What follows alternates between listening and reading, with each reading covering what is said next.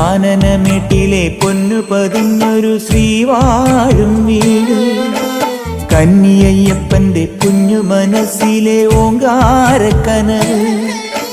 നാമം ജപിക്കുമെൻ ആത്മാവിലായിരം കർപ്പൂരത്തെളിവ്, നാദവേദങ്ങളൻ നാവിൽ തുളുമ്പുന്നതയ്യാനിൻ കനവ്.